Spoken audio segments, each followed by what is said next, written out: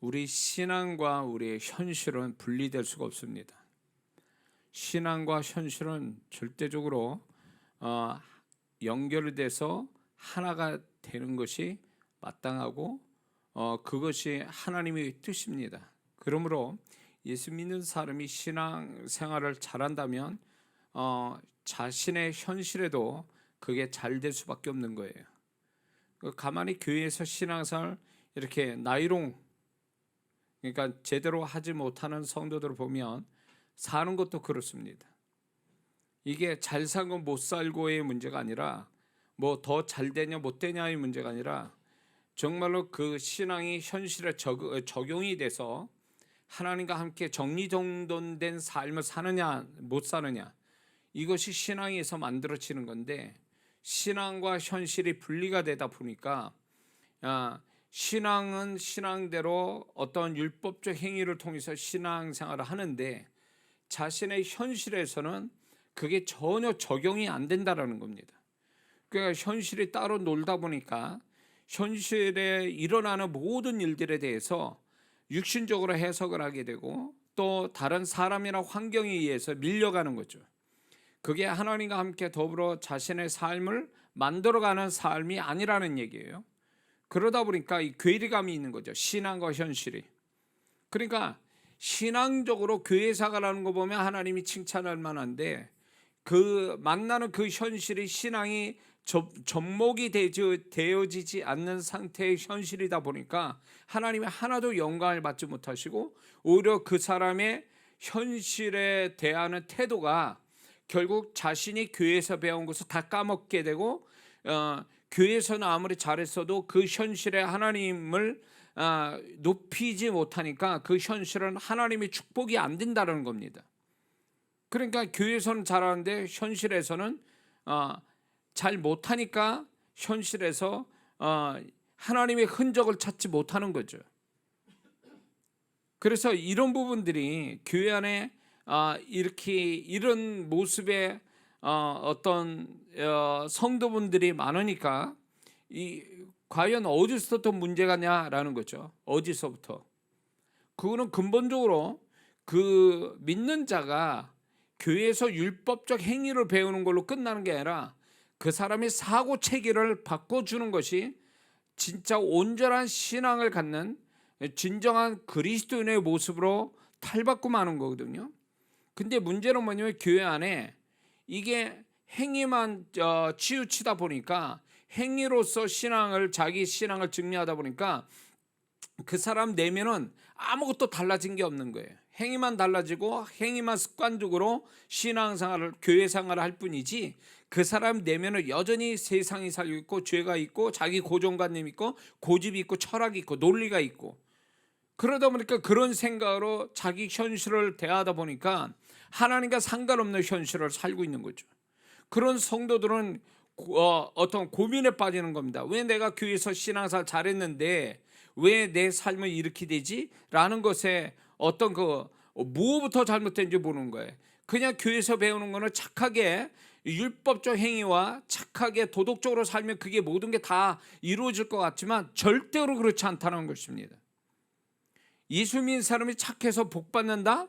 그건 세상 잘못 배운 거예요. 그런 신앙은 세상 사람도 착하게 살면 잘 이렇게 뭐랄까 사람한테 칭찬받고 잘 될 수 있어요. 예수 믿는 사람은 착한 게 중요한 게 아니에요. 착한 게 아니고 도덕과 윤리적으로 착하게 사는 게 중요한 게 아니라 하나님과 더불어 사는 삶이에요. 하나님과 더불어 함께 사는 거, 하나님을 경험하고 하나님과 함께 사는 삶, 이게 예수 믿는 사람이 세상 사람과 다른 삶의 모습이라는 거죠. 믿습니까? 이게 돼야 되는데 많은 성도분들이 이런 초점으로 삶을 사는 게 아니에요. 그러니까 문제는 근본적으로 따져가 보면 그 성도분의 마음이 하나님이 원하는 그런 어떤 사고 체계로 바뀌어지지 않는, 사고 체계가 안 바뀌니까 삶의 패턴도 안 바뀌는 거예요. 그리고 현실을 이렇게 접하고 있고 현실을 해석하는 게 세상 사람과 똑같이 해석하는 거예요. 기껏 해석을 잘한다는 게 뭐냐면 좀 도덕적이고 윤리적이고 좀 상식적이고 좀 더 착하게 해석하는 걸로 그걸 잘 했다라고 생각하는 거예요. 하나님의 뜻이 그 현실에 잘 되든 못 되든 간에 그 현실 속에 하나님의 뜻이 뭔가, 이 일에 대한 하나님의 뜻이 무엇인가를 찾아내서 하나님이 원하는 대로 흘러가는 그런 어떤 생각과 삶의 패턴이 돼야 되는데 그런 게 이루어지지 않는다라는 거예요.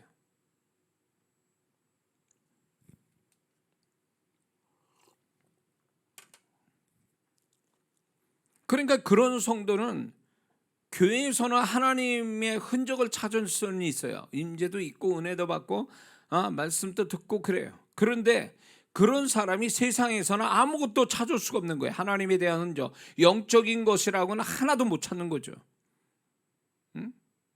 기껏 해야 이제 앉아서 성경 좀 읽고 기도 좀 하고 이것뿐이지 그 다음은 아무것도 없는 거예요. 그 자신의 삶에 일어나는 것들을 영적으로 해석하고 하나님의 시각으로 해석해서 하나님의 뜻을 찾아가고 하나님의 뜻대로 자신의 현실 속에 하나님의 뜻대로 흘러가는 법을 못 배운 거예요. 그런 삶에 무슨 하나님의 손길이 있겠냐 말이에요. 그거는 결국 혼자 사는 거예요. 혼자 하나님과 더불어 사는 삶이 아닌 거죠. 그러니까 이런 성도들은 안타까운 거예요. 알고 그렇다면 그거는 문제가 크지만 배우질 못한 거예요.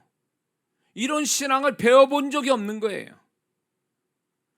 구약식대로 율법의 행위만 잘 지키면, 그 행위만 가지면 현실은 알아서 하나님이 뭔가 은혜 주시고 축복 주신다, 이런 식으로 신앙생활을 해왔기 때문에 이게 신약적 신앙이 아니란 말이에요. 하나님이 저 위에 우리가 죽은 다음에 만날 하나님이 아니란 말이에요. 그분은 우리와 함께하는 하나님이고 우리의 모든 걸 함께 해주는, 바라만 보시는 하나님이 아니라 우리와 모든 걸 동고동락하면서 내가 느끼는 걸 다 느끼고 내가 생각하는 걸 다 생각하고 그러면서도 나에게 뭔가 코치를 하시고 그분이 영광받을 것들을 우리에게 계시해 주고, 그리고 우리는 그거에 따라가서 그렇게 하나님 원하는 대로 살아가는 거. 그래서 우리의 인생이 결국은 나만의 인생이 아니라 하나님과 함께 사는 인생, 하나님과 더불어 만들어진 인생, 이게 예수 믿는 사람이 삶이 아니냐 말이에요. 아멘 하세요? 그렇게 삽니까 지금? 여러분들은 지금 그렇게 살고 있어요? 이런 걸 처음부터 배웠어야 되는데 배우지 않고 하니까 10년이고 20년 신앙생활도 뭔지를 모르는 거예요. 이게 교회에서는 잘 알아. 교회 생활에 익숙하니까 교회에 대한 교회 생활을 잘 아는데 자기 삶에서 영적이고 하나님과 더불어 함께 사는 것엔 익숙치 못한 거죠. 까막눈이 된 거, 소경이 되고 귀머거리가 된 거예요. 깨닫지도 못하는 거예요. 그게 얼마나 그게 치명적인 거를 알아야죠. 우리가 교회에서만 사는 게 아니잖아요. 실제 우리의 삶은 현실이잖아요. 세상 안 믿는 사람 속에, 안 믿는 사람의 조직 속에서 우리가 거기서 살아가는 건데, 거기서 뭔가 하나님과 더불어 사는 삶을 간증해야 될 것이 있음에도 불구하고 없는 하나님을 만나는 게 아니잖아요. 함께 하신 하나님이 그 하나님과 더불어 깨닫는 게 있고 그분의 손길을 경험하고 그분의 뜻을 알고 그분의 뜻대로 순종하는 삶이 우리의 삶의 형태인데, 이런 것들을 전혀 경험하지 못한다면 신앙 이거는 반쪽이다 못해 3분의 1쪽도 안 되는 거예요. 사실은 교회 생활이 전부입니까? 교회 생활이 중요하지만 교회 생활이 전부냐고. 자신의 삶은 어떻게 그렇게 삽니까? 자신의 삶은 그냥 감정대로, 생각대로, 상식대로, 계산대로, 도덕과 윤리적으로 살아가는 게 마땅하다고 보는 겁니까? 그게 무슨 신앙이에요? 그게 세상 사람이 또 그렇게 사는데 잘못 살고 있는 거죠. 그러니까 지금 이제 이 제목, 자기 현실을 긍정적으로 해석해야 되는, 받아들여야 되는, 이거는요 하나님이 계시기 때문에 그런 거지 우리 삶을 잘 살아보자는 의미에서 태도를 얘기하는 게 아니에요. 세속적 태도를 얘기하는 게 아니라고. 응? 이렇게 해야만이, 이렇게 해야 될 이유가 하나님이 우리의 삶에 개입돼서 하나님이 바라시는 하나님의 뜻이 있고 하나님의 어떤 우리 현실 속에 어떤 목적을 가지고 우리 현실을 이끌어가기 때문에 그것을 이루어내기 위해서 하나님의 뜻이 성취가 되고 하나님의 나를 향하신 계획을 이루어가고 하나님이 예배한 걸 우리가 취하기 위해서 이런 태도를 가져야 된다는 의미에서 이 제목이 있는 거지. 세상에서 도덕과 윤리적으로 잘 살고 망하지 않게 해서 이런 제목 가지고 우리가 세상 살아가는 어떤 요령을 배우자고 이 말씀을 나누는 게 아니거든요.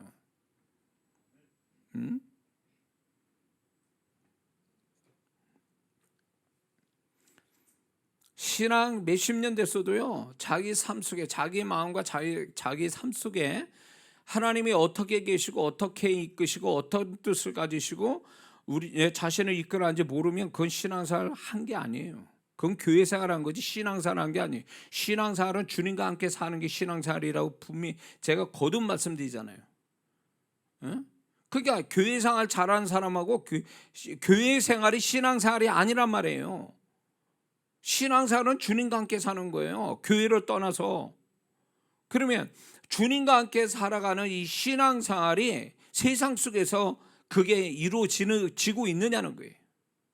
우리는 세상 사람과 똑같이 당할 일 다 당하고 우리가 어려움도 겪고 좋은 일도 없고 다 그래요. 그런데 해석의 차이인 거예요. 그거는 세상 사람과 다른 해석을 해야 돼요. 왜? 하나님이 개입되는 인생이기 때문에 그러는 거예요. 우리가 하나님을 빼놓고 해석할 수가 없는 거예요. 그거는 하나님을 개입해서 하나님과 더불어 이게 내 삶을 해석해야 정답이 나오는 거지, 하나님을 빼놓고 해석하면 그거는 정답이 아니에요. 오답이 나오는 거지. 그래서 내가 뭘 어떻게 했다가 아니에요. 하나님이 어떻게 하기를 원하셔서 내가 그 하나님과 더불어 이런 쪽으로 흘러갔다라는 게 이게 이런 표현이 돼야지, 내가 인생의 주체자가 돼서 내가 이렇게 했다, 이렇게 해서 이렇게 됐다라고 얘기하는 거는 세상 사람들이 얘기하는 거예요. 예수 믿는 사람은 그렇게 해석하면, 그런 식으로 표현하면 안 돼요. 우리의 인생이 내가 주인공 되고 내가 주인 되고 내가 주체자가 돼서 내 인생을 이끌어간다면 내가 주어가 돼야 되고 결과도 내가 책임지고 내가 만들었다고 얘기해야 돼요. 그래서 자기 영광을 취해야 돼요. 그러나 예수 믿는 사람은 그런 인생이 아니란 말이에요. 하나님이 개입된 인생이잖아요. 그렇기 때문에 그분이 우리의 모든 주인이고 주인공이 되시고 주체자가 되는 분이고, 우리는 그분과 더불어 함께 살아가는 하나의 보조 역할이요, 그분과 더불어 동역하는 사람으로 인생을 같이 사는 거거든요. 믿습니까? 내 인생이니까 내 마음대로 한다? 그러니까 안 되는 거예요. 인생이. 예수 믿는 사람은 이미 구원받을 때 이미 우리는 주의 것이 됐다는, 주님의 소유가 됐고 그분이 내 인생을 책임지기 위한 아버지가 되시고 리더자가 되시고 주체자가 되시고 결정권자가 되셨다는 뜻이에요. 근데 이거를 예수 믿고 나서 이걸 제대로 못 배워가지고 자기 인생이 자기 걸로 하는 거예요. 그러니까 자기 인생의 주인공은 나고 하나님, 주님은 결국 서포터로 이해하는 거예요. 헬퍼로, 자기를 돕는 헬퍼로서 주님을 인식을 하게 되니까 이게 완전히 이게 그 하나님과 우리 관계가 이런 식이 돼버리니까 자기 마음대로 막 살아가지고, 하나님은 내가 마음대로 살아도 그분은 나를 책임지고 나를 도와주실 거야, 이런 식으로 해석을 하니까 인생이 안 풀리는 거예요. 꼬이게 되는 거지. 성도분들 상담을 해서 제가 많은 성도분들을 지난날에 상담해서 얻어진 것들이 있는데, 그 중에 하나가 뭐냐면 자기 마음대로 결정해서 벌어진 일을 하나님 책임으로 하나님 책임인 것처럼 얘기하거나 하나님이 그거를 뒷감당하게 해달라고 하소연하는 성도들이 참 많다는 얘기예요. 근데 이 성도분들이 뭐가 문제인지를 모르는 거예요. 왜 나는 착한 뜻으로, 나는 선한 뜻으로 했는데 왜 내 인생은 이렇게 돼야 되냐라고 얘기를 해요. 그래서 일어난 현상들을 쫙 설명합니다. 얼떡 들으면 왜 하나님이 이런 사람을, 이렇게 착하고 하나님 위해서 뭘 어떻게 하겠다고 하는 사람을 왜 이 지경으로 만들어 놓으셨지? 라고 하면서 어떻게 보면 하나님에 대한 의심, 하나님의 선하심을 의심하게 만드는 내용들을 얘기해요. 그러니까 그 성도는요, 그런 식으로 해석하는 거야. 하나님께 대놓고 원망하지는 않지만, 대놓고 불평하지는 않지만, 이미 그렇게 얘기하고 있는 게 상황 자체를 그렇게 해석을 해버리니까. 근데 이런 성도의 결정적으로 문제가 뭔지 아세요? 자기 인생을 자기 마음대로 선택하고 결정하고 산다는 얘기예요. 그리고 뒷감당은 하나님이 책임져 달라고 얘기하는 거예요. 그러니까 근본적으로 잘못된 거예요. 근본적으로 잘못됐다는 거예요. 하나님이 나의 목자가 되셔서 나는 그 뒤따르는 양의 역할이 아니라 내가 목자가 되고 그분이 나를 옆에서 서포터 돕는 하나의 보조 역할로만 인식하는 거예요. 그러니까 인생이 안 풀리죠. 그러니까 하나님 원하지 않는 결과들이 나오고, 하나님 원하지 않는 손해들이 나오고, 고통이 나오고, 불행이 나오는 거예요. 하나님이 그렇게 하라고 그랬냐고. 언제? 하나님이 그렇게 하라고 살아라고 언제 얘기했어요? 그러니까 이런 걸 처음부터 배운 게 아니에요. 우리의 인생, 한 번 살고 마는 인생, 흘러가면 다시 되돌아갈 수 없는 우리 인생이잖아요. 한 번 사는 인생이잖아요. 그것도 짧은 인생이잖아요. 그래서 하나님이 우리 인생이 얼마나 불쌍하고 얼마나 우리가 짧고 얼마나 문제가 많은지를 아시기 때문에 개입하신 거란 말이에요. 근데 그런 거마저도 하나님을 믿지 못하거나 이런 진리를 깨닫지 못하고 자기가 인생의 주체자가 돼서 흘러가다 보니까 결국은 당하지 말아야 할 일을 당하고 사단의 덫에 걸려서 고생 쇠 빠지게 하는 거죠. 그리고 하나님 뒷감당 해달라는 거죠.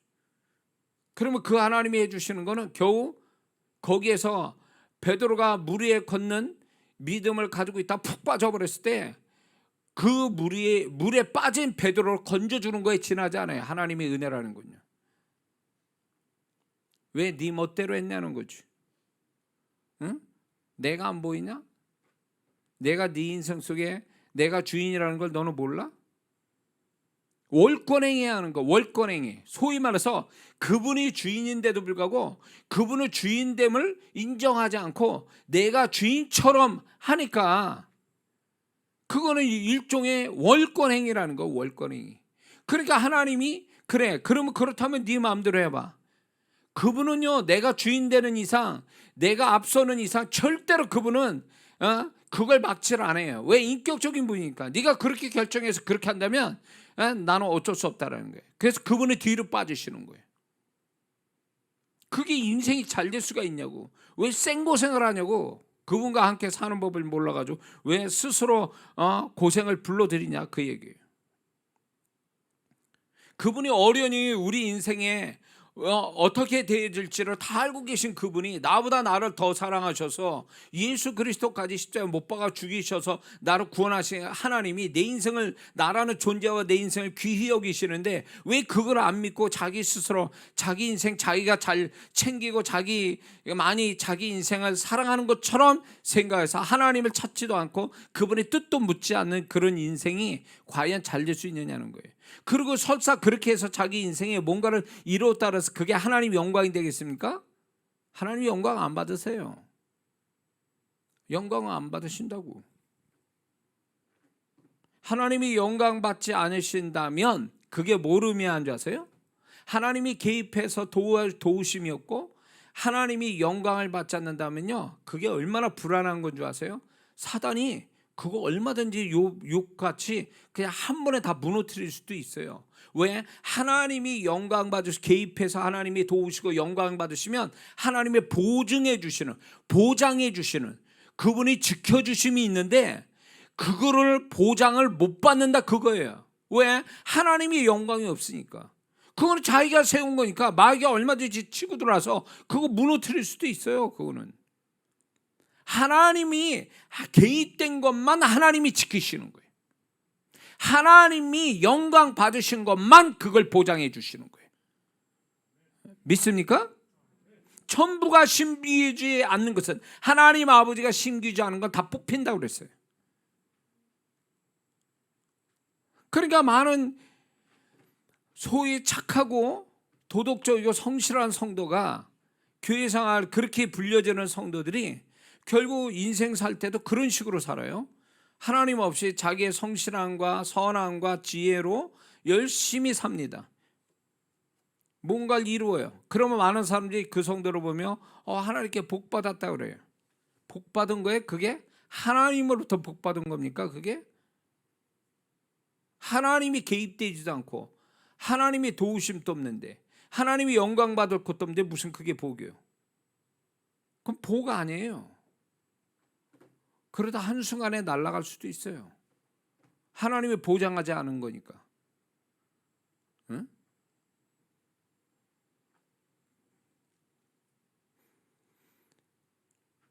우리가 이런 게 있어요. 우리의 신앙이 정말 좋은 신앙이라는 게 뭐냐?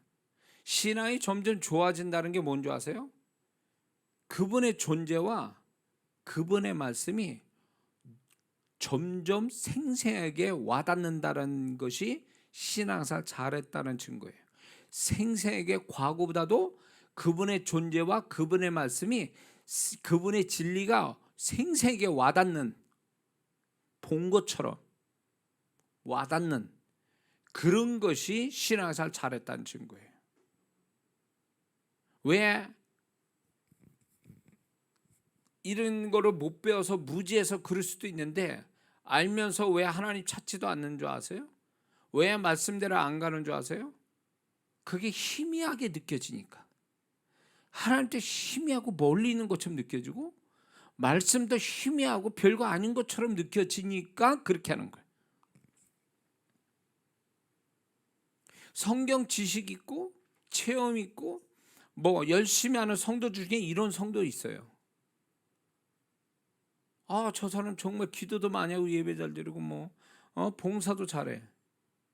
그게 신앙의 정말 기준이 될까요? 저 사람이 신앙생활 잘한다는 기준이 될까요? 그건 성도와 성도끼리 봐줄 때 그렇게 얘기할 수 있어요.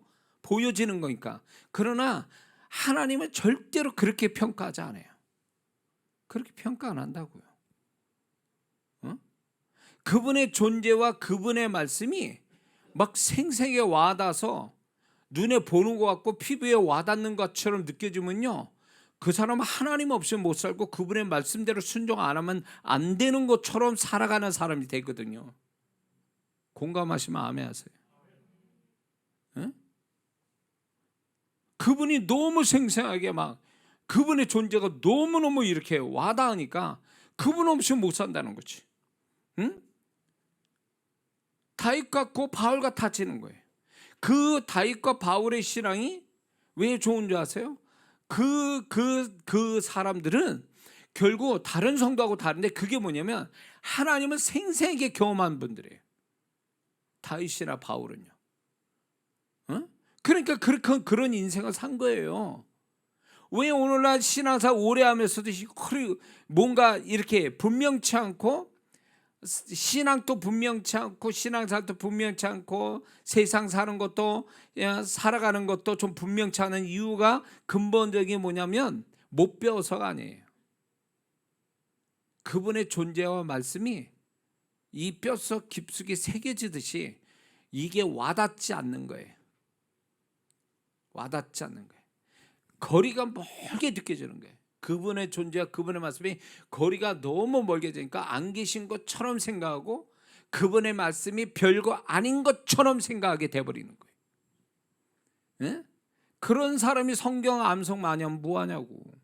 그런 사람이 백날 교회에서 살면 뭐하냐고. 그 신앙인데. 네? 그게 신앙생활 잘하는 거예요? 그분에 대한 존재가 선명하지 않아. 그분의 말씀이 별거 아닌 것처럼 생각해. 그러니까 말씀을 우습게 여기는 거죠. 예수님이, 제자들이 처음에는 예수님을 만날 때요, 그분의 음성과 그분의 존재에 대해서는요, 얼마 어마어마했냐면 그 생업과 처자식을 버리고 예수님 따랐다라는 그 자체가 그걸 증명하는 거예요. 근데 3년 반 지나니까 어떻게 됐어요? 그분의 존재가 더 선명해졌어야 되는 거 아니에요? 그분의 존재가 너무 깊이 박혀가지고 그분 없이 못 산다고 해야 정상 아니냐 말이에요. 처음 시작이 그 정도면. 근데 제자들은 어떻게 됐어요? 심해졌잖아요. 그분의 말씀도 심하게 듣고 그분의 존재도 심히하니까 결국 주님 부인하고 주님 앞에서 다 도망가고 자기 본전 찾고, 그게 뭐예요? 갈수록 세월이 갈수록 주님의 존재와 그분의 말씀이 별거 아닌 것처럼 느껴지기 시작한 거예요. 이게 제자들의 모습이 오늘날 신앙생활 좀 한다는 사람들의 비극이에요. 아니 뭐 하냐고, 체험하면 뭐 하냐고. 날이 갈수록 그분의 존재와 말씀이 희미하게 느껴지는데, 응? 그러니까 본전 생각나는 거지. 딴짓거리 하는 거지. 그러니까 순전하게 하는 게 아니라 뭔가 계산을 하고 하는 거죠. 가룟유다처럼 손해볼 수 없으니까, 뭔가 자기도 이득을 봐야 되니까.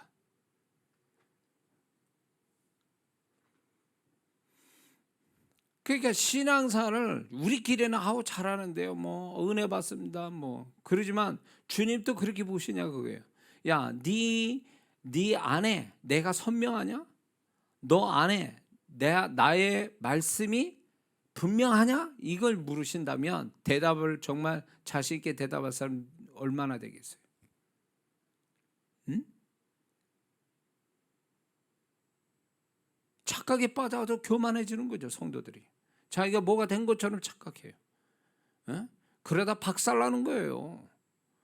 그러다 하나님이 네가 어떤 존재고 나를 어떻게 생각하고 나의 말씀을 어떻게 생각하는지 너 한번 그 밑바닥을 한번 볼래? 그래서 하나님이 딱 고난을 허락하시는 이유가 거기 있는 거예요.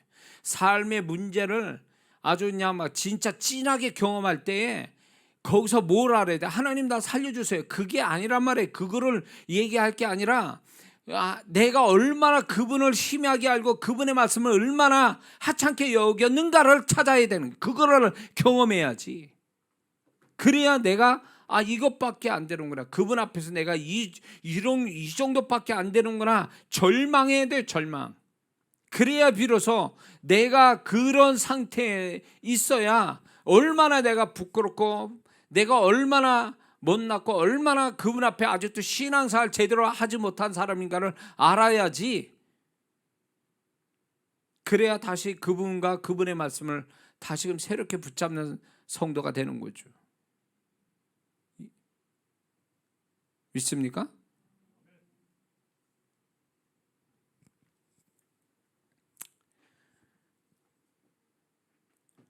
너무 우리가 현실에 보여지고 세상과 접하고 살다 보니까 이게 너무 선명하다 보니까 하나님과 말씀이 불투명해진 거예요. 그거는 멀리 느껴지게 만들어진 거예요. 이게 사단이 전략이에요. 세상에 깊숙이 이렇게 깊이 들어오라는 거예요. 돈 벌기 위해서 뭔가 이뤄내기 위해서 세상에 깊숙이 들어오라는 거예요. 응? 이수민 사람을요. 그래서 세상 깊숙이 들어가게 만드는 거죠. 결국 뭐예요? 하나님과 그분의 말씀을 멀리 두게 만들려는 사단의 전략 아니냐고요. 근데 거기에 넘어가잖아요. 많은 사람들이 눈에 보이는 걸로 믿음 삼고.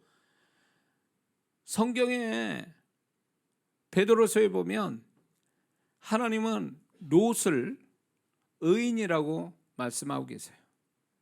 그 의인이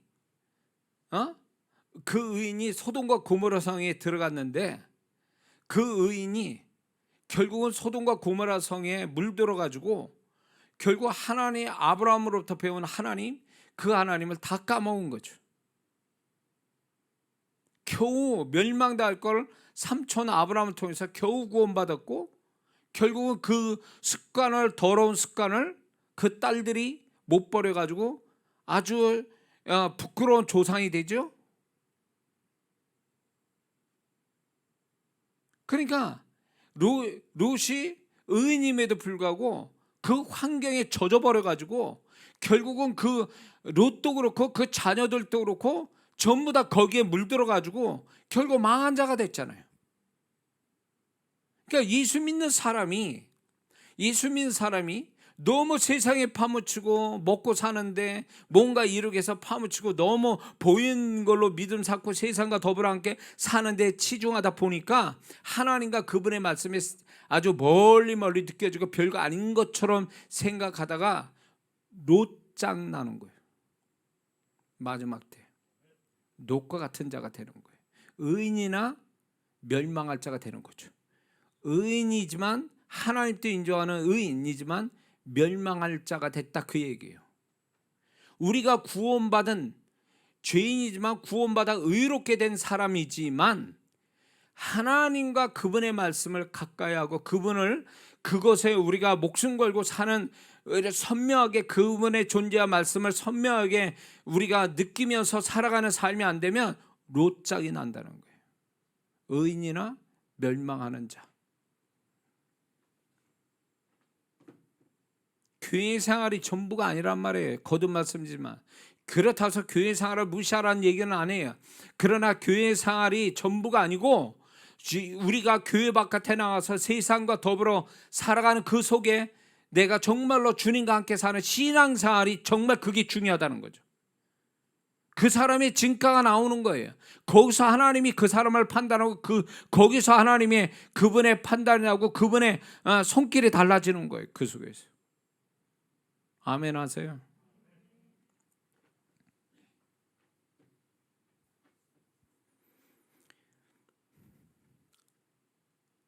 여러분들이 지금 우리가 살아가는 거 얼마나 힘들어요. 코로나에, 전쟁에, 우크라이나 전쟁에, 유가에 막 기름값이, 그러니까 막 지금 난리 아닙니까? 지금 살아가는 게 다 힘들잖아요. 지금 더 얼마나 힘든 상황들에 살아가고 있어요. 근데 그 속에서 우리가 정말로 이 속에서 하나님과 더불어 살아가는, 그걸로 인해서 위로받고 그걸로 힘을 얻고 그런 속에서도 나를 지키고 나를 도우시는 그 하나님 때문에 감사하고 찬양이 나오는 이 삶이 지금 돼야 되는데 세상 사람과 똑같이 근심하고 걱정하고, 그 속에서 그런 속에서 세상 사람과 다를 바 없이 그런 속에 살다가 교회 나와서 예배드리고, 그러면 하나님 퍽이나 좋아하시겠니? 그런 모습에 와서는 하나님 나 살려주세요, 나를 불쌍히 여기시고 내 문제를 해결해 주세요. 그게 신앙사 전부입니까? 그렇게 해야만 하는 거야 하나님 앞에? 그러면 하나님이 이런 얘기 하실 수 있어요. 너는 네 삶 속에 내가 있다는 거 모르냐? 내가 네 삶 속에 같이 있는 걸 너는 하나도 발견 못하고 그걸로 인해서 발견 못한, 그걸로 인해서 두려워하고 염려하고 낙심하고 슬퍼하고, 그게 맞는 태도냐? 라고 주님이 물으시면 뭐라고 대답할래요? 문제가 해결되는 게 전부냐고.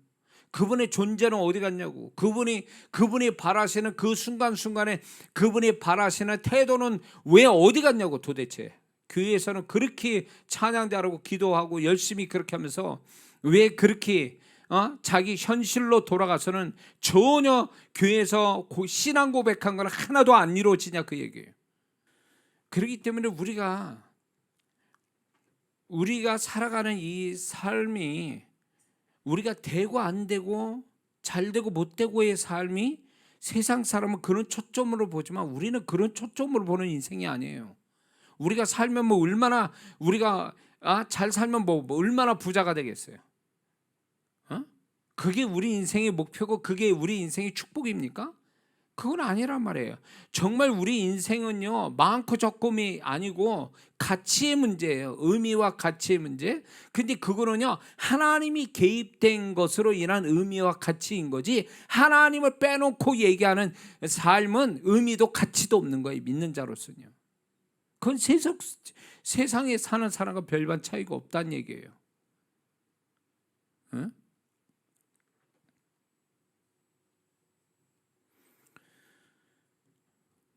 그래서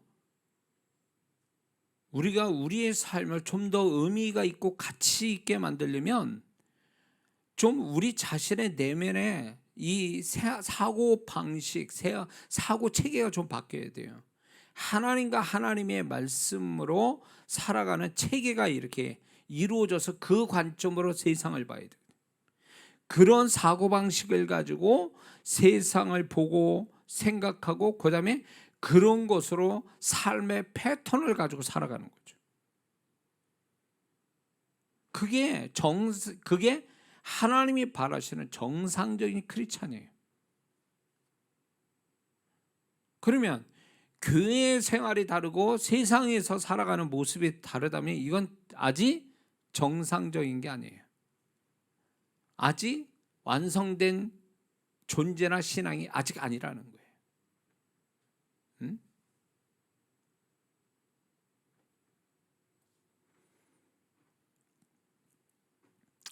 오늘 그냥 이렇게 지금 제가 준비한 걸 나누어서 이렇게 끝내려고 그랬는데 주님은 그게 아니신가 봐요. 어저께 이렇게 기도하고 주님이 제 입을 통해서 말씀해 주시기를 원하고 주님의 생각을 달라고 기도한 것이 이렇게 나오는 것 같아요. 지금요 주님이 오심이 가까운 이때에 세상은 더 어지럽죠. 더 어렵고 주님은 가까이 이제 오실 때가 가까운 이때고 그렇기 때문에 주님이 어떻게 보면 굉장히 시급한 마음 가지고 우리한테 메시지를 전하는 거예요. 이 메시지를. 응? 그러니까 신앙의 방향성을 잃어버린 성도들, 정말 주님과 초점이 안 맞는 신앙생활하는 사람이 너무 많으니까 주님이 정신 차리라는 메시지를 자꾸 전하시는 거죠. 그게 아니다. 신앙의 본질이 그게 아니다. 네가 생각하는 그게 아니다라는 거예요. 응? 그러니까 그분이 인정하지도 못할 신앙생활 열심히 가지고 사는 성도들.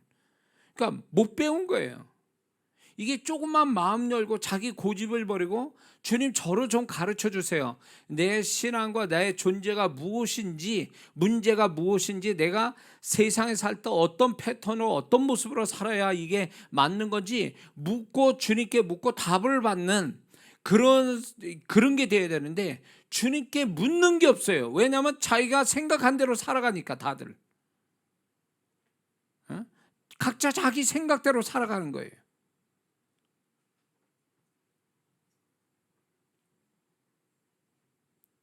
근데 저는 확신을 가지고 여러분에게 말씀을 전합니다. 지금 제가 이게 계획된 설교를 하는 것도 아니고 주님의 마음이 주님이 제 입에 그분의 말씀을 담아서 전한다고 저는 확신하고 전하는 건데 주님이 지금 이런 걸 우리한테 요구하고 계신다 그거예요. 네가 잘 먹고 잘 사는 이게 너한테는 중요하고 그게 목적이겠지만 나는 그게 아니다 이렇게 얘기하시는 거예요. 나는 너에게 바라는 게 그게 아니야. 그럼 과연 어떤 게 맞느냐는 거 어떤 게 도대체? 응? 그분이 그러면 우리의 삶의 문제를 모른 채 하신다는 얘기입니까? 그건 아니에요. 중요한 거는 우선순위 문제란 말이에요. 우선순위. 뭐가 우선이냐는 거예요. 뭐가 나중이고. 근데 우리는 나중의 것을 이렇게 먼저 된 것은 생각지도 않고 나중의 걸 붙들고 살아가려고 하니까 그분이 굉장히 답답해 하시는 거죠.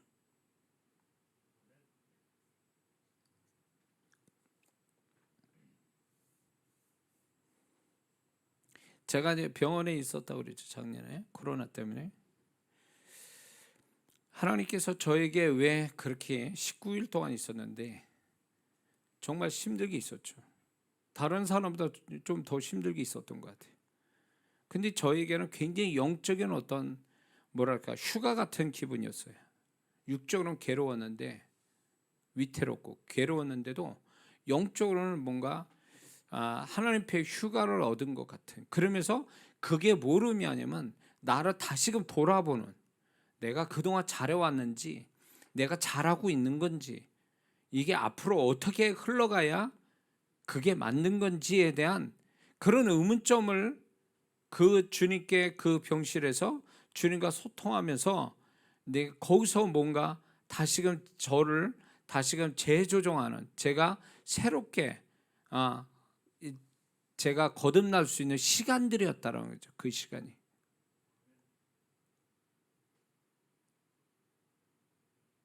우리는 한 번쯤 주님 제가 잘하고 있는 겁니까 이거? 지금 이렇게 가는 게 맞습니까? 내가 이렇게 하는 게 맞아요? 라고 좀 묻고 브레이크를 걸고 주님께 물어보는 그런 신앙이 돼야 되는데 묻는 것도 없고 아는 게 없으니까 묻는 것도 없겠죠. 그리고 자기 생각이 너무 강력하니까 그 생각으로 밀고 나가는 거예요. 그러다 보니까 주님께서 응답하지도 않는 거에 대해서 굳이 그걸 하나님께 구하고 그런 태도를 가지고 자꾸 밀고 나가니까 하나님이 내가 너 기도를 보증해. 네 생각을 내가 보증해. 그 생각 너 나하고 맞아. 솔로몬이 그 말한 것이 주의 마음에 맞은지라. 이런 게 딱 와서 내가 정말 주님과 좀 맞아 돌아가는 거구나 라는 이게 좀 실감나게 경험하는 이런 신앙이 되고 이런 삶이 돼야 되는데 우리는 그런 걸 느낄 새도 없이 그냥 살아가는데 바빠 놓으니까 그렇게 하니까 그냥 자기 혼자 막 사는 거예요. 주님과 상관없이. 주님은 그냥 나만 알아달라고 그러고 나만 어떻게 도와달라고 이런 개념에서 주님을 찾는 거지, 주님이 나를 향해서 어떤 마음, 내 삶을 어떻게 살기를 원하는지에 대한 그런 걸 전혀 물을 시간도 없는 거죠. 묻고 싶지도 않고. 그렇게 한번 여러분들이 나중에 개인적으로 기도할 때 주님 내가 지금 잘하고 있는 겁니까? 내가 뭐가 문제고 내가 어떻게 해야 됩니까? 이런 걸 원초적인 어떤 질문을 좀 했으면 좋겠다는 생각 들어요. 응? 너무 현실적이고 현상적이고만 얘기를 하다 보니까 근본적인 거, 주님과의 관계에 있어서 주님 앞에서 근본적인 거를 다 놓쳐간다는 거예요. 근본적인 걸 놓치니까 방향성을 잃어버리게 되는 거죠.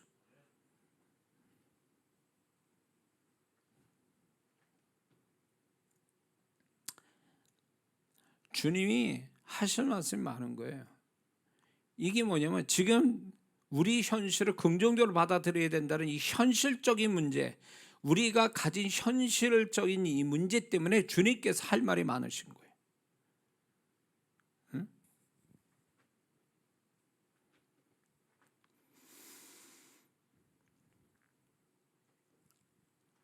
자, 그래서 우리가 지금 우리가 일어나는 우리 삶의 현상만 가지고 하나님께 그걸 가지고 하나님께만 얘기하려고 하지 말고 근본적인 문제를 끄집어내서 그분께 질문하는 시간이 필요합니다. 그러면요, 주님은 좀 영적으로 민감한 사람은 그 즉시로 그분이 답을 주세요. 그러나 그 즉시로 답을 안 주셔도 그렇게 질문하는 사람을 절대로 주님은 그 질문을 지나치지 않고 언젠가는 그 사람에게 깨닫는 마음을 주세요. 언젠가 어느 시간에서 그분이 나도 생각지 않은 시간에 깨달음을 주신다니까요. 그러니까 질문을 하면요, 그분은 하나도 그거를 놓치지 않으시고 내가 어느 시간에 내가 원하는 거 아니지만 그분이 정말로 희한한 시간 속에 희한한 상황 속에서 그걸 깨닫게 하시더라고요. 그러니까 질문을 하는 게 이게 중요하구나. 그분 앞에 내가 질문을 하는 게 굉장히 중요한 신앙 태도라는 걸 그때 알게 된 거예요. 지금도 계속 질문을 하죠. 주님께 질문을 이렇게. 그래야 그분이 답을 가지고 계신 그분이 얘기하실 거예요. 아니냐 말이에요. 근데 질문을 안 하면 어떻게 돼요? 답도 없는 거예요. 그러면 우리가 질문을 안 하니까 그분도 답을 주실 게 없는 거예요. 질문을 안 한다는 얘기는 결국 내 생각이 맞다라고 하고 그냥 내 생각 가지고 가는 사람일 수도 있다라는 거죠. 주님 앞에서.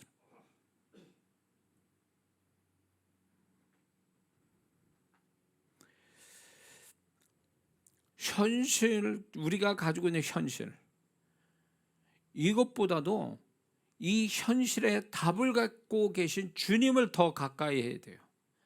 주님을 더 우리가 붙잡아야 되는 거예요. 근데 왜 주님을 붙잡을 생각 안 하고 왜 자꾸 현실을 붙잡고 그거를요, 주님이 현실에다가 이렇게 맞춰주기를 원하시는가 봐. 이렇게. 그게 그 논리가 잘못된 거예요. 주님이 내 현실에 맞춰지는 것보다도 그 현실을 가져와서 하나님이 어떻게 하기를 원하는지 내 현실을 좀 다시금 주님의 뜻에 의해서 조립이 돼야지 변형이 돼야 되고 주님에 의해서. 근데 우리는 주님이 이걸 어떻게 하시는 게 맞습니까? 주님이 어떻게 바꿔주시기를 원하세요? 이거 주님이 우리 현실을 뭔가 어떻게 하실 결정을 하실 수 있는 권한을 주시는 게 아니라 주님 내 현실이 이러니까 주님이 오셔서 이 현실에 요것만 어떻게 해결해 주세요. 이런 식이에요. 그러면 어떻게 된 줄 아세요? 주님은 이 내가 가지고 있는 현실에 못 이기시는 우리의 현실에 그냥 다만 주어진 현실에 그 안에서만 도움을 주시는 주님으로 인식해 버리는 거예요. 제한해 버리는 거죠. 주님을 제한시키는 거예요. 이해가 되세요? 어떻게 그렇게 하냐고. 어떻게 주님이 왕 되시고 모든 것들을 다스리는 주님이 어떻게 내가 가진 현실에 오셔서 그 현실 속에 그 안에서만 어떻게 해결해 달라고 그런 식으로 얘기합니까? 주님의 존재, 그분의 위치를, 그분의 신분을 완전히 바닥을 밑으로 내려오게 하는 거예요. 내가 가진 현실보다도. 뭔 말인지 이해가 되세요? 자기 현실을 가지고 주님 와서 주님 이거 어떻게 해주시고 원하시고 어떻게 어떻게 해야 되는지 주님께서 주님을 좀 뜻을 나타내달라고 그분을 주권을 그분한테 인정해 드려야 될 것을 우리는 자꾸 주님을 이렇게 격하시키는 거죠.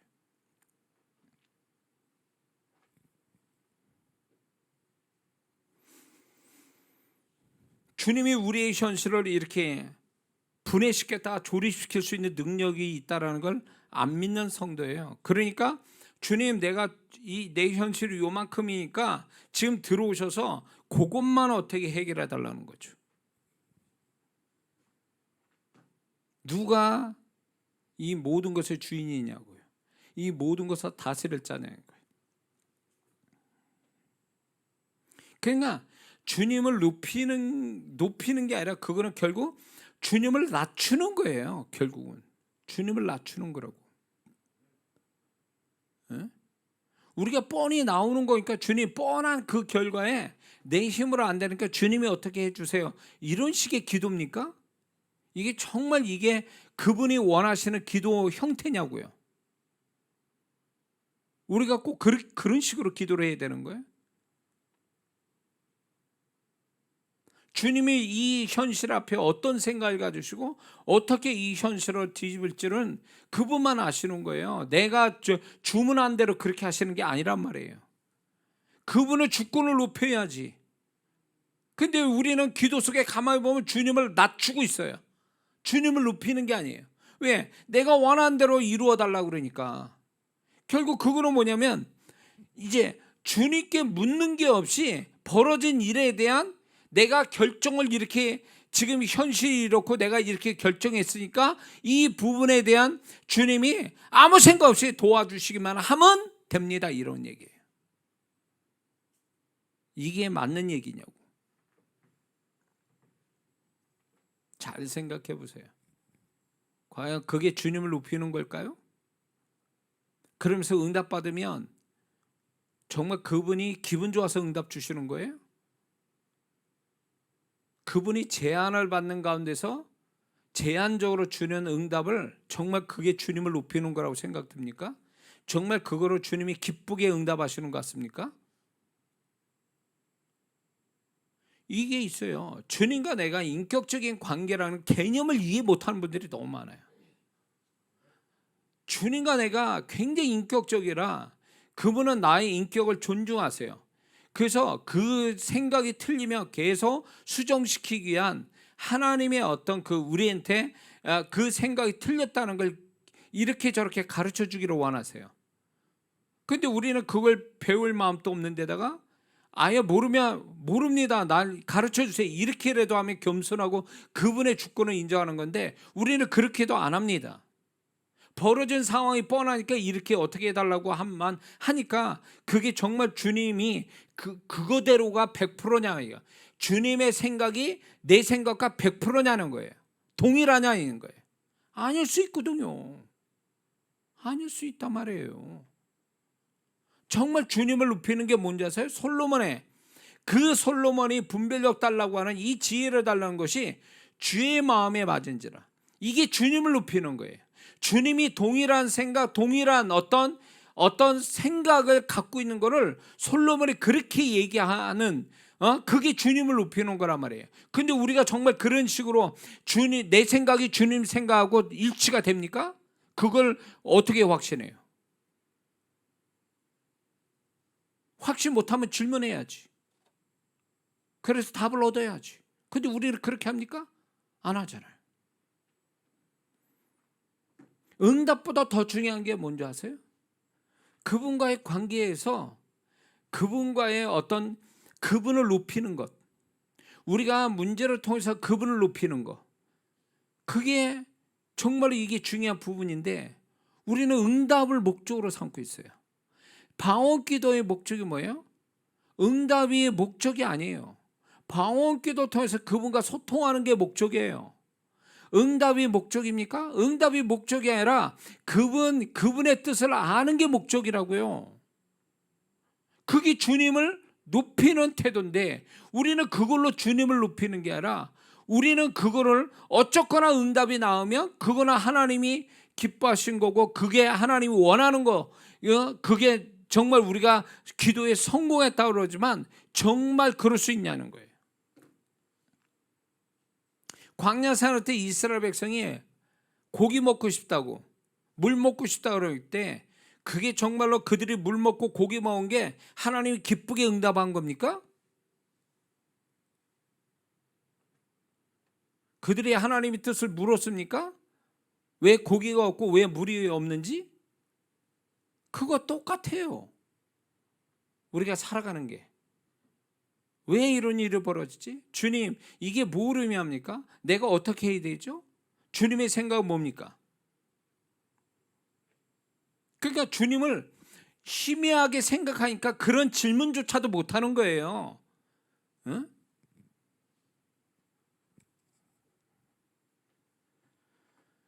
신앙생활 잘해야 돼요.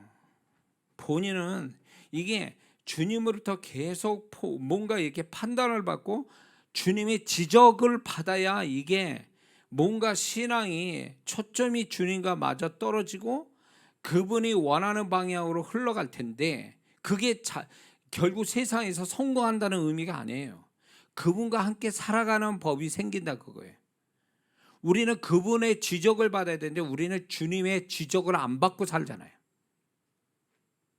안 받고 살잖아요. 목사 설교도 그냥 듣는 둥 마는 둥 하잖아요. 그런데 어디서 주님의 지적을 받죠? 성경 보다가 성경도 그냥 그렇게 별로 그렇게 와닿지도 않는데 그 말씀이 어디서 주님의 지적을 받아요?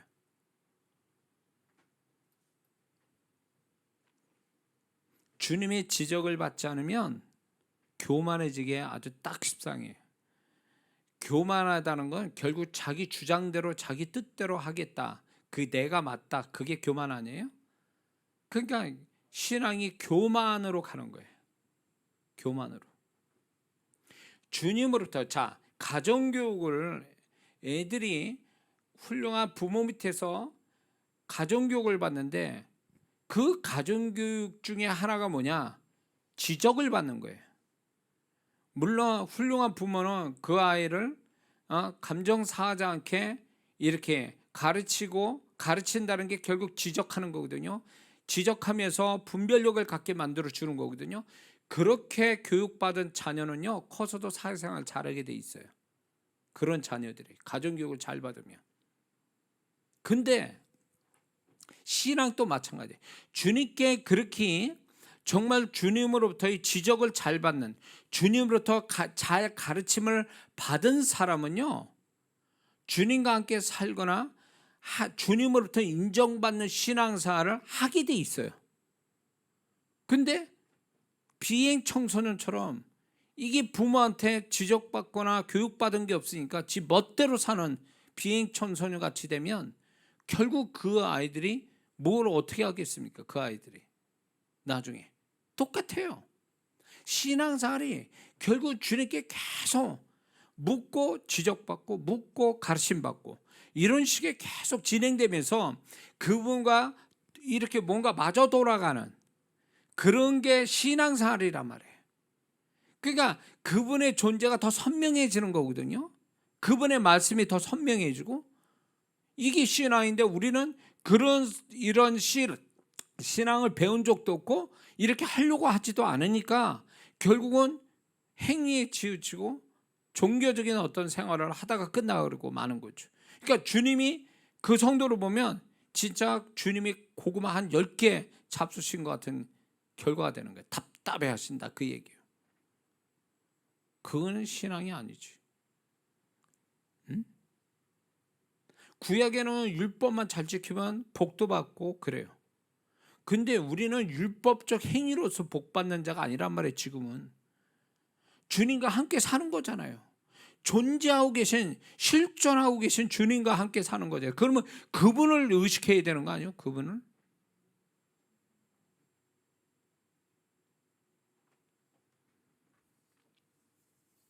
너무 교훈적인 사람의 교훈을 가지고 신앙생활을 해요. 죄 짓지 맙시다, 착하게 삽시다. 이건 신앙이 아니지. 무슨 교육받는 거요? 착하게 살기 위한 교육받는 게 교회냐고. 핵심이 뭐예요? 살아계신 주님과 함께 사는 거잖아요. 그분과 더불어 살면서 말씀을 자연스럽게 그분의 뜻대로 말씀대로 순종하는 거, 이게 신앙을 배우려고 교회 생활하는 거 아니에요? 아멘해요.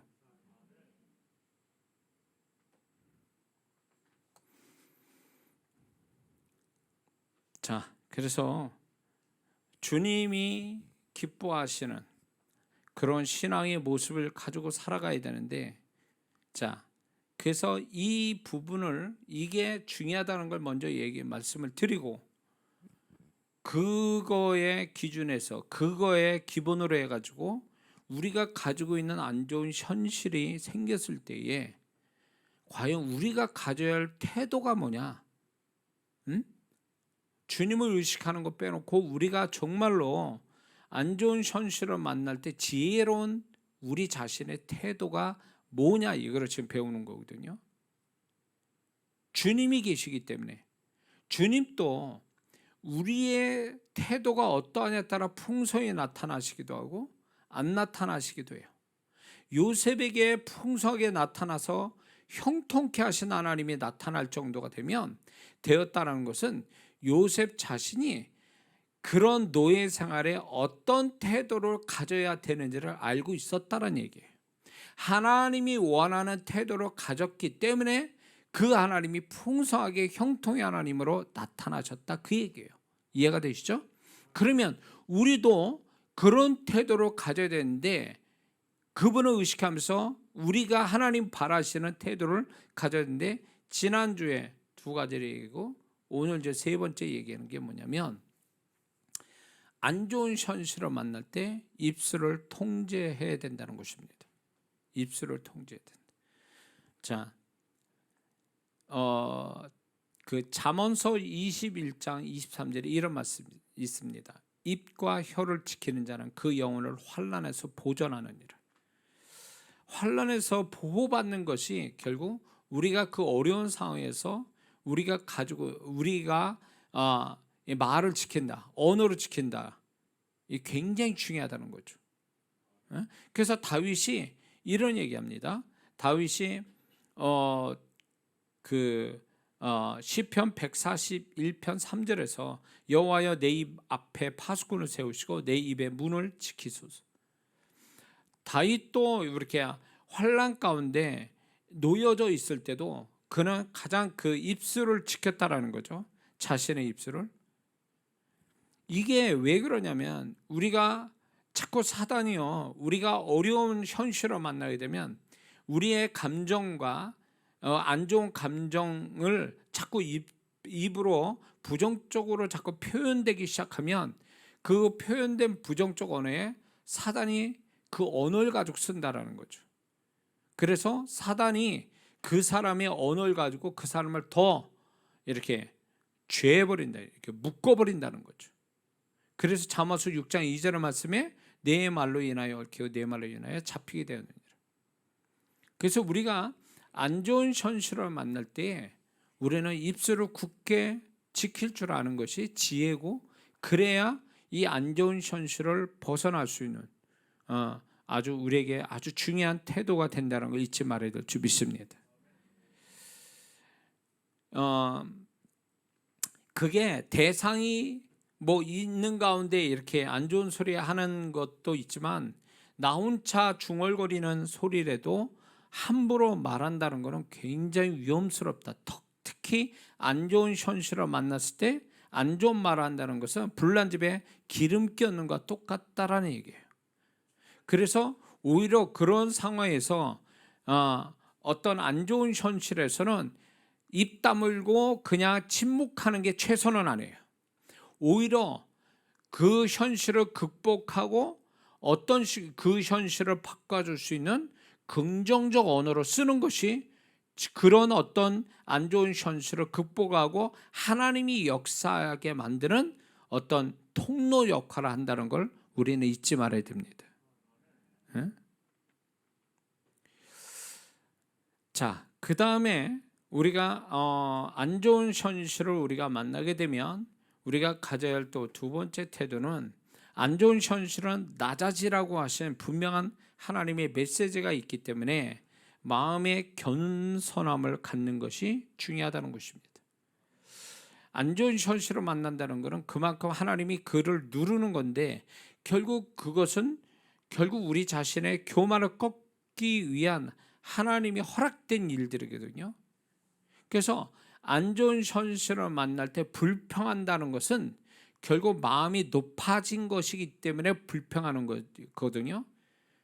그래서 그것은 결국 마음이 높아져서 교만해서 불평한다는 것은 결국 자기에게 더 어려운 현실을 만들게 하는 불쏘시개가 된다라는 얘기죠.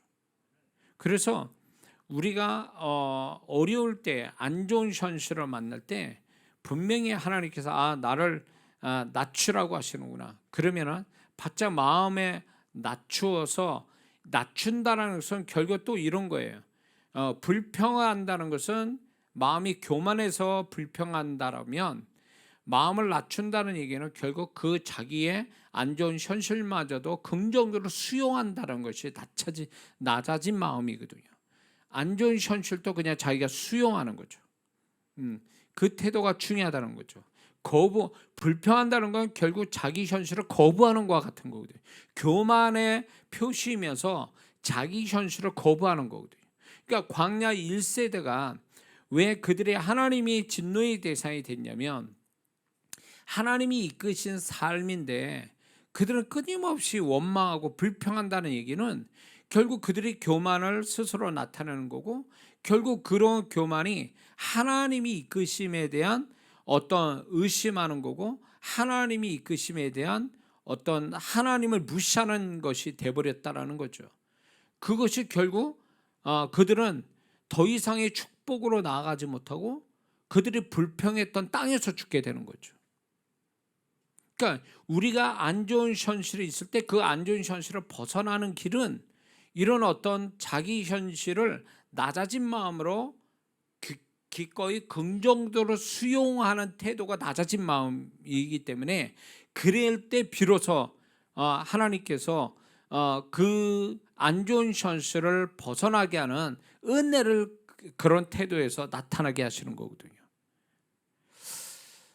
이제 제가 개척 초기에 참 문제 많은 성도분들이 교회 신앙생활을 하게 됐어요. 여기저기 이렇게 알고 이렇게 신앙생활 했는데, 그 성도분들이 여러 가지로 이제 문제가 있어서 아주 이렇게 근거도 없는, 또 그렇게 그런 뜻이 아닌데도 워낙 부정적 성향을 가진 분들이었으니까 자꾸 그런 것들을 얘기를 하는 거예요. 뭐 저한테 직접 얘기를, 아니면 성도한테 얘기를, 아니면 또 우리 박 목사 사모한테 얘기하든가 막 이렇게 얘기를 해요. 제가 그때 그래서 그런 것들이 이제 하도 그런 좋은 거 가지고 목사한테 전화하는 게 아니라 항상 그런 것들 가지고 안 좋은 걸 항상 전화를 하더라고요. 좋은 일은 본인이 뭐 저기라고 기도를 여지껏 해줬는데 좋은 일은 그냥 입 다물고 있고 문제가 되면 그걸 가지고 전화를 하는 거예요. 그러니까 제가 전화에 대한 스트레스가 있어요. 그래서 그때 그런 어떤 전화에 대한 그런 것 때문에 지금까지도 제가 모르는 전화는 아예 전화를 안 받는 이유가 여기 있어요.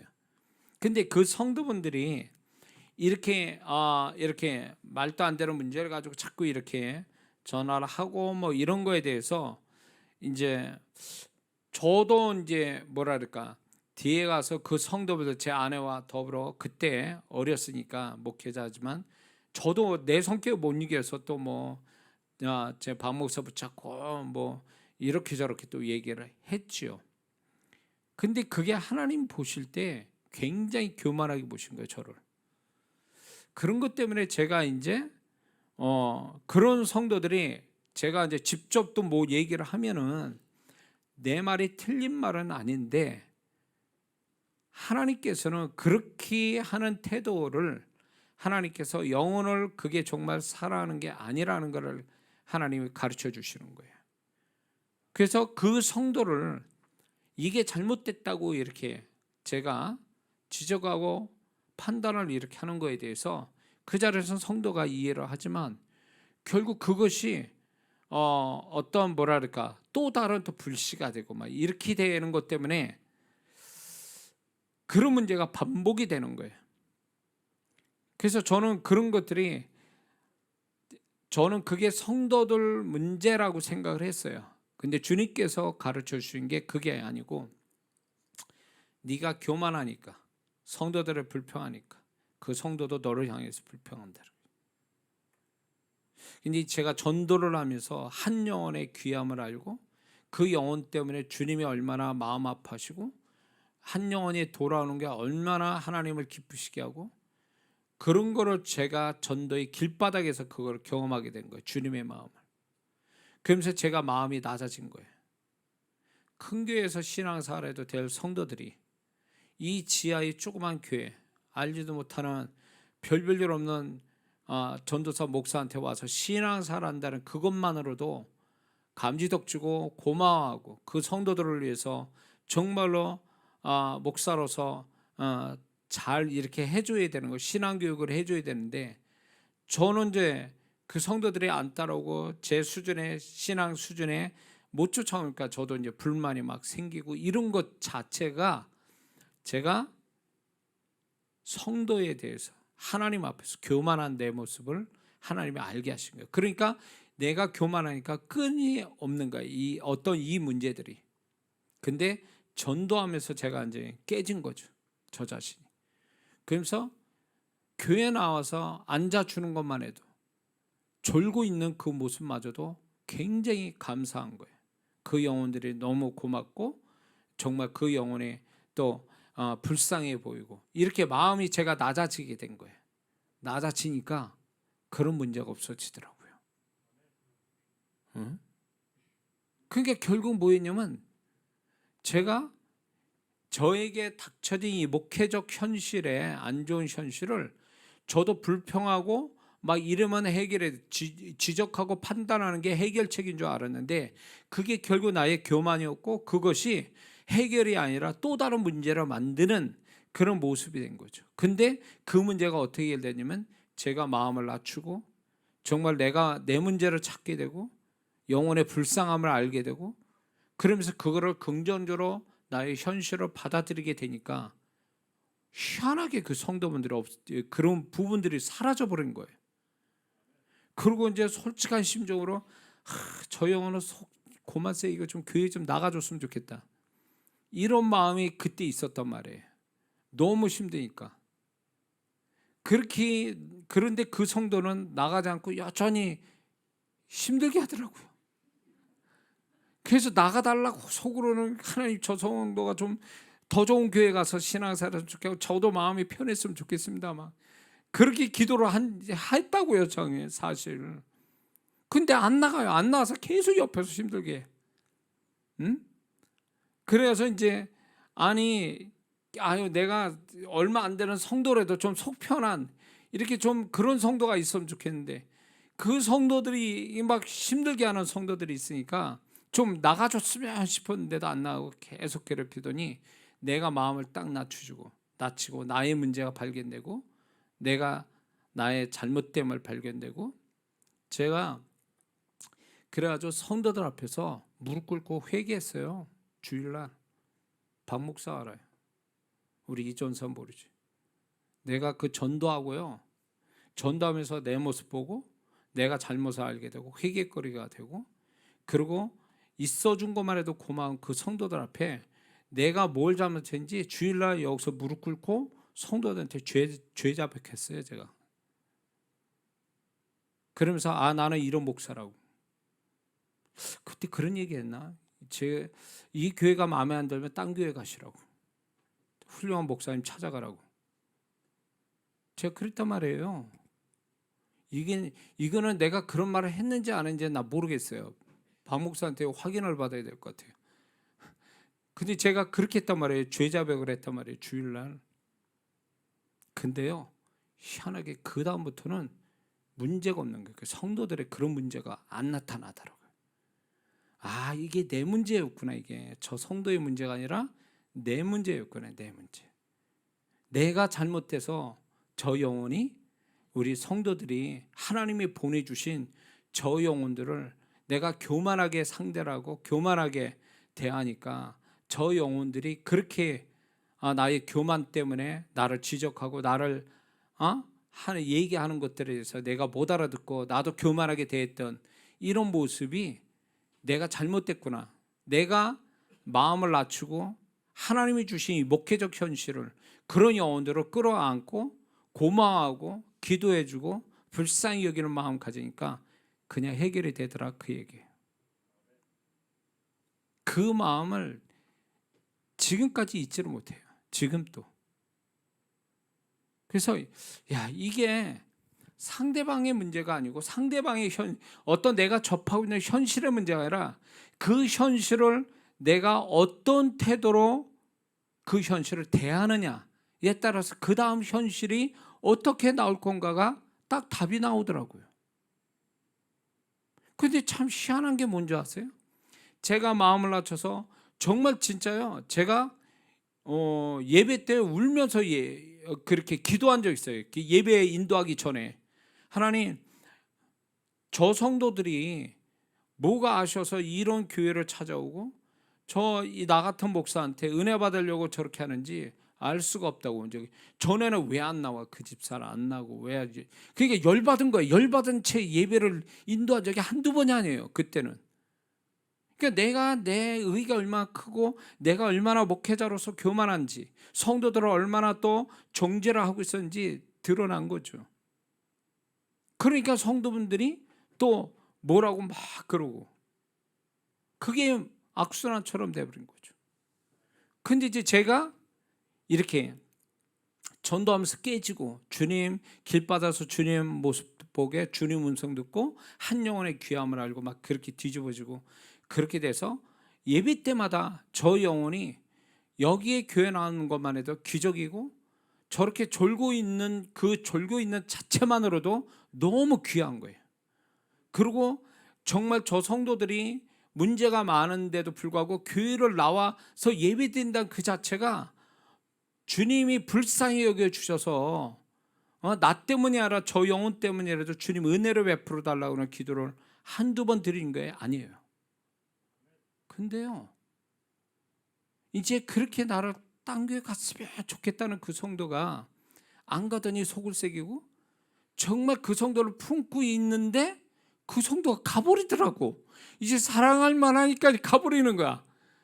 왜 가냐고. 내가 이제 이장원 목사가 변화돼 가지고 좀 그 성도를 진짜로 목회자가 이제 이렇게 겉으로는 사랑하는 척하지만 속으로는 안 그럴 수도 있잖아요.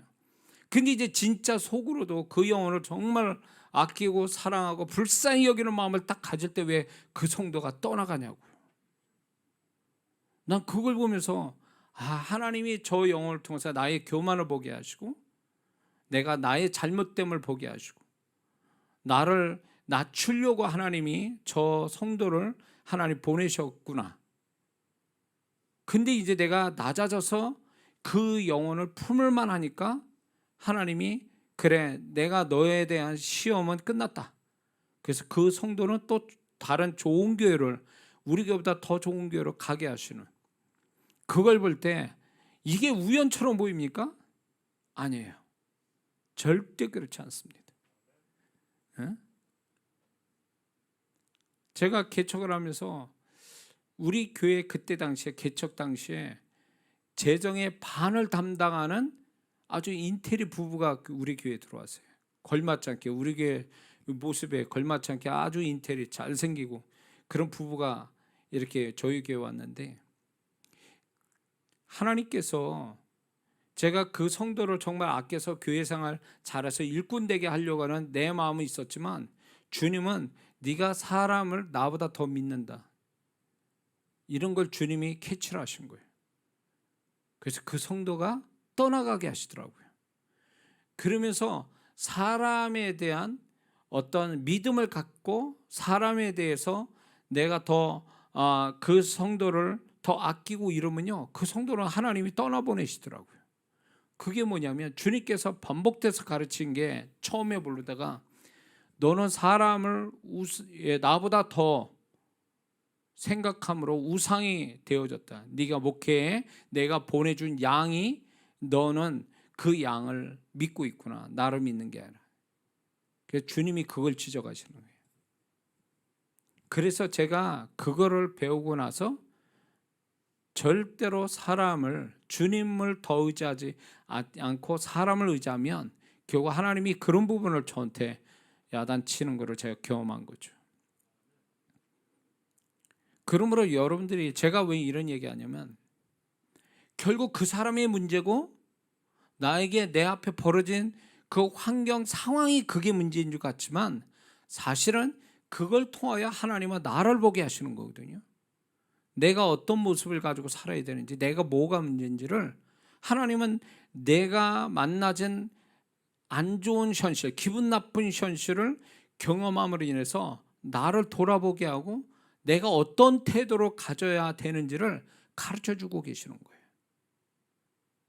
그런 안 좋은 현실을 허락한 것도 하나님이시요, 내가 태도를 주님이 원하는 태도로 가짐으로 인해서 안 좋은 현실이 내가 노력하지 않아도, 애쓰지 않아도 그 현실이 바뀌어지는 것도 그분의 손길이다, 그 얘기예요. 응? 요셉이 노예로 있을 때 그가 노력한 게 뭐가 있겠습니까? 물론 새로운 곳에 적응하는 애가 애를 썼죠. 그건 누구나 다 그렇게 하는 거예요. 그러나 그가 더 하나님과 함께해서 형통한 사람이 됐다는 얘기는, 그가 뭔가 하나님 앞에서 올바른 태도를 가졌기 때문에 하나님이 그 상황 속에 역사하신 거 아니냐 말이에요. 그렇다면 우리가 지금 우연처럼 보이는, 내 잘못이든 아니든 간에 내가 벌어지는 안 좋은 기분 나쁜 현실이 있다 할지라도, 그게 내가 어떤 태도를 취하냐에 따라 그 현실이 뒤집어질 수도 있고 계속 나를 괴롭히는 현실로 계속 갈 수도 있다라는 거예요. 그래서 저는 저희 현실이 목회적 현실이든 개인적 삶의 현실이든 간에 그게 나하고 별개의 것이라고 보는 게 아니라, 그게 나하고 관계됐고 하나님이 저 현실을 통해서 나를 뭔가로 좀 메시지를 전달하고 계신다는 것을 깨닫게 되는 거죠. 뭐가 문제일까? 그러면요, 이런 게 있어요. 안 좋은 그 현실이, 내 모습이, 하나님이 내 모습을 보여주실 때가 있어요. 그 안 좋은 현실, 기분 나쁜 현실이 결국 내 모습이더라고요. 내 마음속에 있는 걸 보여주시는 하나의 사건처럼 되더라고요. 아까 얘기한 목회 초반에 그 성도들이 불평하고 비난했던 것들이 결국 내가 박 목사 앞에서 성도들에게 비난했던 그런 모습을 그대로 그 성도들을 보여준 거예요. 그러니까 그 성도들이 비난하고 어떤 그런 모습들, 불평했던 것들이 결국 내 모습이었던 거예요, 그게. 근데 나는 그걸 그 성도 통해서 내 모습 봤다라고 해서 마음을 낮춘 게 아니라, 저 사람들이 왜 저러지 그러면서 나도 같이 정죄하고 판단하고 내가 이렇게 지적하고 있는 이 자체가 하나님 볼 때는 잘못됐다는 거죠.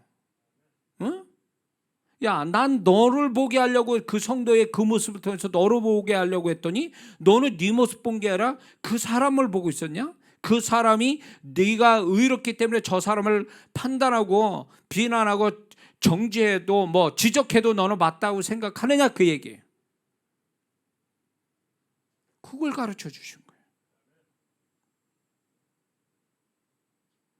여러분 어떻게 생각하세요? 여러분이 지금 안 좋은 현실, 기분 나쁜 현실을 만나면 그게 내 모습을 하나님 보여주신 거다. 그 현실 자체가 그렇게 생각이 듭니까? 아니면 그건 그거고 나는 나고 이런 식으로 보고 있습니까? 물론 자기한테 좋은 현실은요, 나에게 좋은 현실을 왔어요. 그거는 나의 어떤 부분이 하나님께 잘하고 있기 때문에 하나님이 나의 잘하는 부분을 칭찬하기 위해서 좋은 현실을 주실 수 있어요.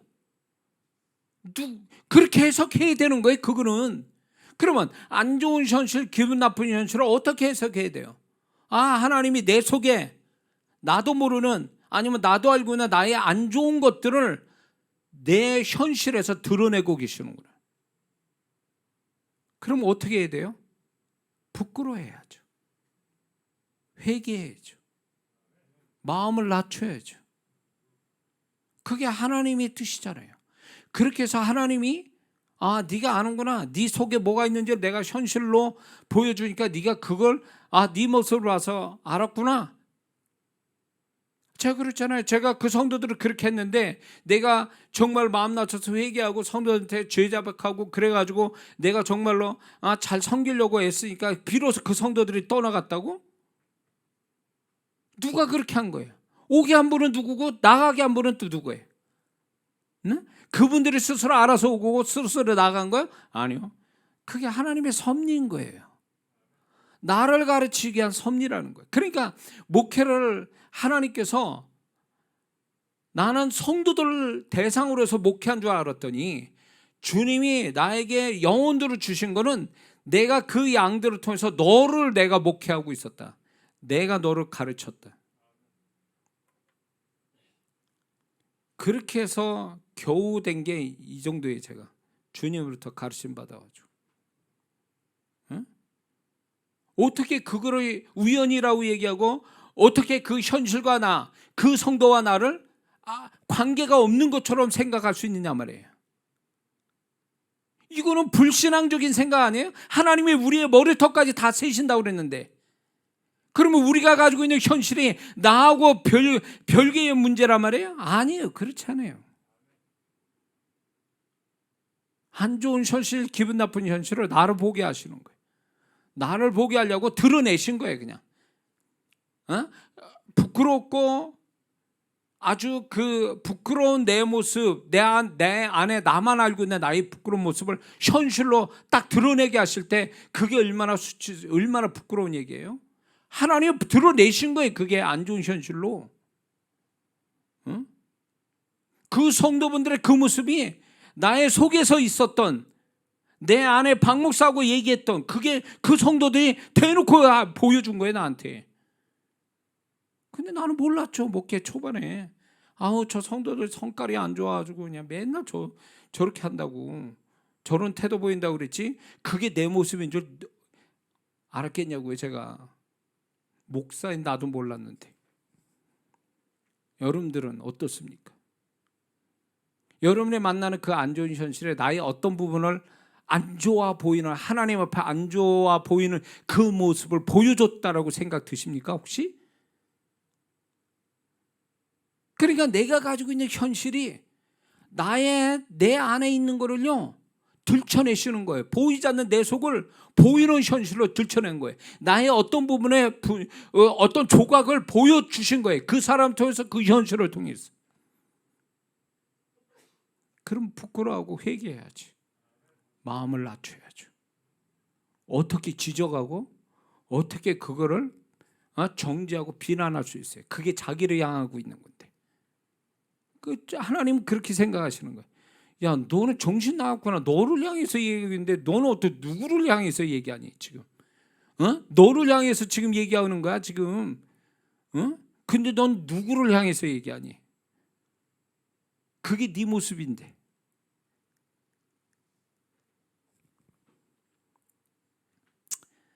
뭔 말인지 이해가 되십니까?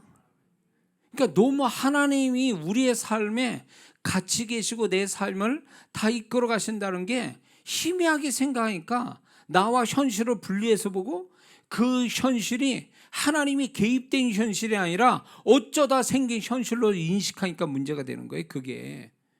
어?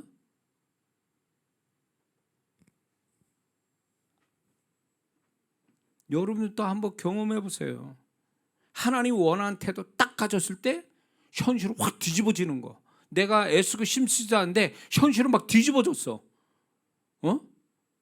그렇게 나가줬으면 좋은 성도들이 안 나가더니 속을 새기더니 내가 정말 그 성도를 품을 때가 되니까 그 성도가 그냥 제 발로 그냥 같이 신앙생활 했으면 좋겠는데 그 성도가 떠나가 버리고. 이게 우연처럼 보입니까? 우연 같은 거죠. 우연이 아니고 우연 같은 하나님의 치밀한 섭리 속에 이루어졌다는 생각 안 드시냐? 안 드시냐고요? 여러분의 삶에 그게 있단 말이에요. 저는 그러다 보니까 제 박 목사나 제 아들 통해서도 하나님의 음성이 들려요. 그게 그런 게 느껴져요. 그게 확실해요.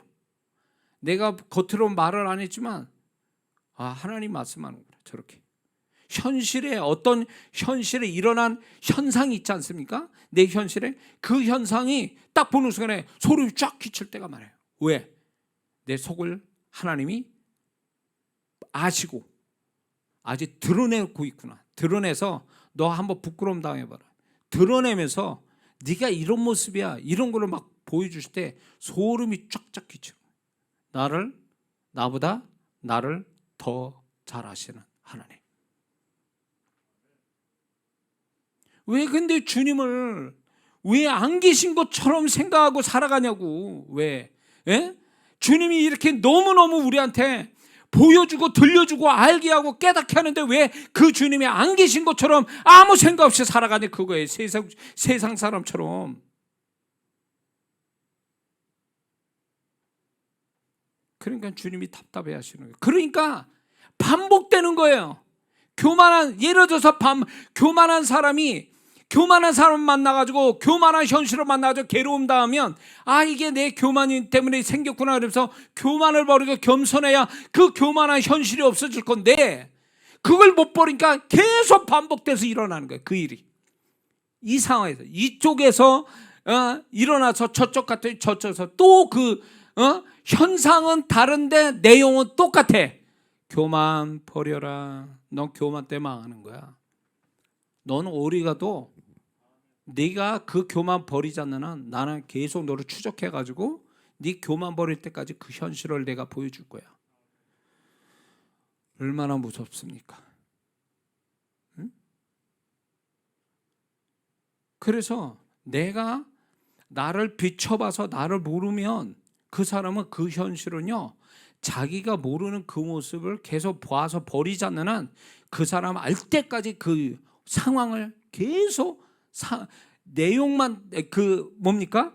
어떤 상황들만 다를 뿐이지 내용은 똑같은 내용 가지고 하나님이 그 사람에게 그 현실을 다가오게 할 거라는 거죠. 응?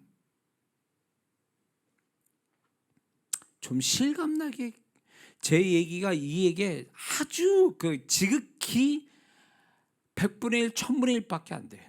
지금 이렇게 주님이 이렇게 관계된 거 여러분도 동일해요. 그분이 얼마나 섬세하고 얼마나 진짜 디테일하게 여러분의 삶을 함께 하셔서 여러분을 좀 그 사람을 보여주시고 좀 뭔가 좀 이렇게 알게 하려고 그러는데 못 알아채니까 어쩌면 반복하고 계신지도 몰라요.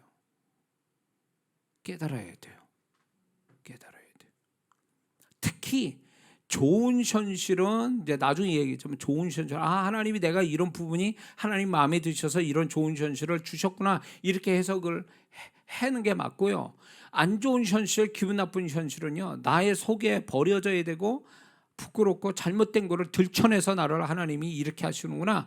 그렇게 해서 그거를 알아서 내가 하나님 원하는 태도로 바꾸지 않는 한 그 현실을 계속 이어져 간다는 것에 하나님이 교훈하고 있는데, 이걸 깨달아야 된다는 거죠. 이게 아주 실감나야 돼요. 막 몸소리치고 막 소름이 쫙쫙 끼칠 정도로 그렇게 돼야 내가 하나님과 함께 사는구나. 내가 하나님 손에서 떠날 수가 없고 그 하나님의 내 삶의 모든 걸 다 쥐고 그분 뜻대로 가고 있구나.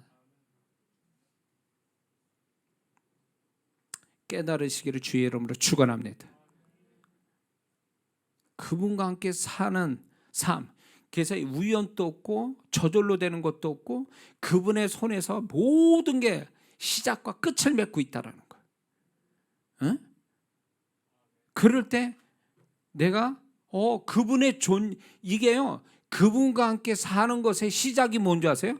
그분의 존재가 이렇게 어마어마하게 디테일하게 내 속에 깊이 들어왔구나, 내 삶에 깊이 계시는구나, 이거를 알게 되면요, 이것이 결국 어딜까 되면 그분과 함께 사는 법을 가질 수 있는 시작점이 이거예요.